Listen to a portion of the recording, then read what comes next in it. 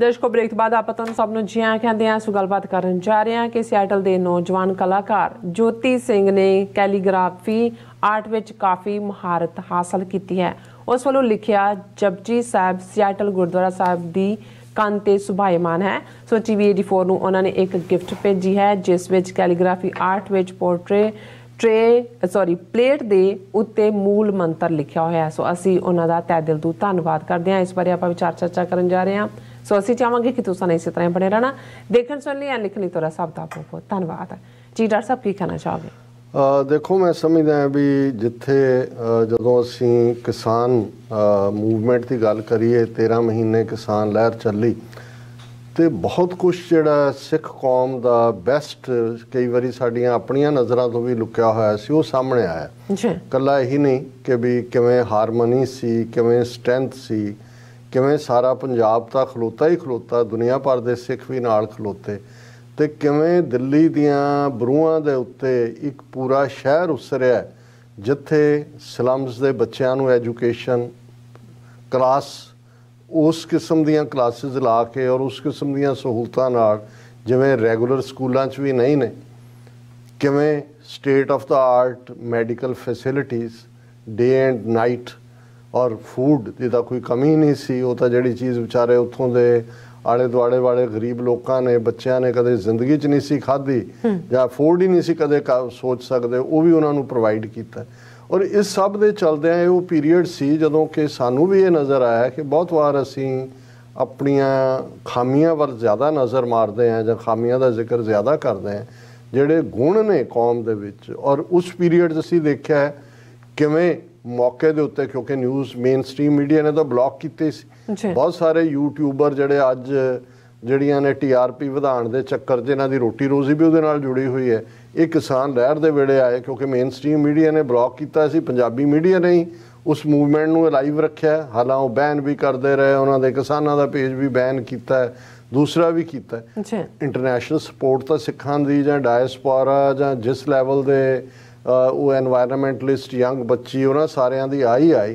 पर उस सारे दौर च असीं देखिया कि बई लोकल पब्लिकेशन भी ट्रॉली टाइम शुरू हो गई अखबार भी उन्होंने अपना कढ़ लिया और उस नाल रिलेटिड कितना आर्ट वर्क भी 750-800 के करीब किसान शहीद होए। लेकिन दुनिया च असीं देखते हैं कि सोशल मीडिया ते नज़र आ रहा सी कि किवें आर्ट वर्क क्रिएट होया किवें पोइट्री लिख किवें ट्रिब्यूट्स आईयां किवें हर जबान दे विच। सो एकदम वो मूवमेंट सिर्फ एक लोकल जां किसान मूवमेंट बन के नहीं वो तो जिहड़े लोग कहंदे सी जी 2% सिख ने उन्होंने लगा कि भी इन्होंने तो सारी दुनिया हिला के रख दी है। और ये कोई शक नहीं है कि उस मूवमेंट ने इतिहास सिरजा है और इस गल का भी सानू फख्र होया कि भाई सिखां दे विच कल्ला जिवें इन्हां ने हिंदू तवियां ने जां जदों असीं स्कूलों च पढ़दे सी वो दो ही हुंदा सी जी सिख जां तां किसान ने ते जां फौजी ने जिवें तीजा कोई तबका ही नहीं है भी बाकी तां फिर वो जिहड़े इन्हां दे हिंदू तो भी स्टूडेंट हुंदे सी कहंदे सी ये क्योंकि मझ दा दुध पींदे ने ते दिमाग मोटे ने इन्हां दे गां दा दुध पीण वाले जिहड़े शहरां वाले जिहड़े ने लाले ये बड़े। लेकिन जदों बैंकिंग इंडस्ट्री दे विच पंजाब एंड सिंध बैंक आया किस लैवल ते सक्सैस हुई कि उन्होंने इंदिरा गांधी ने उन्होंने नैशनलाइज कर लिया पर उन्होंने साबित करता सिख बेस्ट बैंकर भी ने। इकोनॉमी वाइज फिर असी देखते हैं इकनॉमिक फील्ड च बेशक मनमोहन सिंह जां मनटेक आलूवालिया कोई साडे काडर दे नहीं ने पर ये कोई शक नहीं है कि इंडिया नूं 20-25 साल जिहड़े लाइफ ते दिते वो उन्होंने दिते क्योंकि उन्होंने आर्थिक नीतियां जां उन्होंने आर्थिक मुद्दों के उत्ते समझ। और इस अंदाज च अज दुनिया का कोई फील्ड ऐसा नहीं है जिहदे च कि सिखां ने एक्सैल ना कीता होए और जिस लैवल के उत्ते अज सिखां ने अपनी थां बनाई है। और मैं जदों सियाटल विजिट के उत्ते सी हालां मैं बाकी सारियां दा जिक्र किया है एक मैं खास मौके लिए रख लिया सी मैनू सी कि भाई ये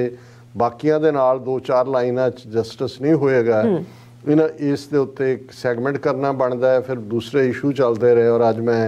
इनू टच बेस कर रहा और उस दौर च जदों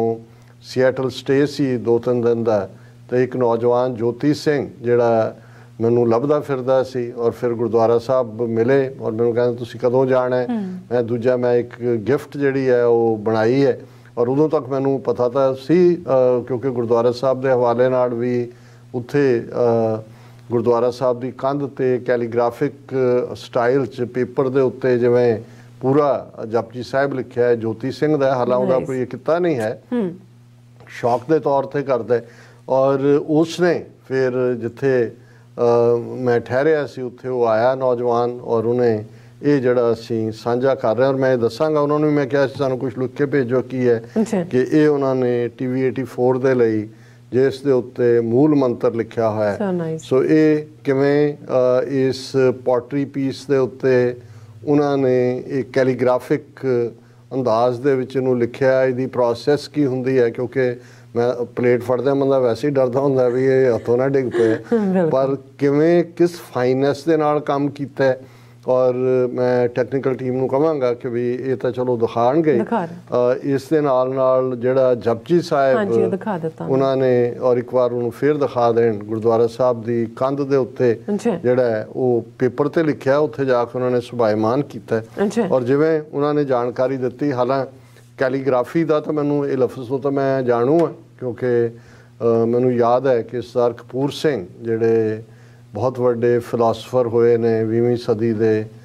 13-14 ਸਾਲ ICS ਰਹੇ, ਜਿਨ੍ਹਾਂ ਨੇ ਸਿੱਖ ਸਾਰੇ criminal tribe and a manage to law abiding Hindus ਜਦੋਂ ਸਰਕੂਲਰ ਹੋਮ ਮਿਨਿਸਟਰੀ ਦਾ ਆਇਆ, ਔਰ ਡਿਪਟੀ ਕਮਿਸ਼ਨਰ ਕਾਂਗੜਾ ਸੀ, ਔਰ ਉਹਨਾਂ ਨੇ ਪ੍ਰੋਟੈਸਟ ਕੀਤਾ, ਉਹਨਾਂ ਨੂੰ ਨੌਕਰੀ ਤੋਂ ਹੱਥ ਧੋਣੇ ਪਏ। ਸਾਡੇ ਪਿਤਾ ਜੀ ਨਾਲ ਉਹਨਾਂ ਦੀ ਕੋਰਸਪੋਂਡੈਂਸ ਉਹਨਾਂ ਜ਼ਮਾਨੇ 'ਚ ਪੋਸਟ ਕਾਰਡ ਹੁੰਦੇ ਸੀ, ਔਰ ਇਹਨਾਂ ਦਾ ਜਿਹੜੀ ਉਹਨਾਂ ਦੀ ਹੱਥ ਲਿਖਤ ਸੀ, ਜਦੋਂ ਤੁਸੀਂ ਕਿਸੇ ਆਰਟਿਸਟ ਦੇ ਲਫ਼ਜ਼ ਦੇਖਦੇ ਹੋ, ਤੇ ਮੇਰੇ ਪਿਤਾ ਜੀ ਕਹਿੰਦੇ ਸੀ ਕਿ ਵੀ ਇਹਨਾਂ ਦਾ ਸਰ ਕਪੂਰ ਸਿੰਘ ਦਾ ਕੈਲੀਗ੍ਰਾਫਿਕ ਹੈਂਡ ਹੈ, ਔਰ ਬਹੁਤ ਖੂਬਸੂਰਤ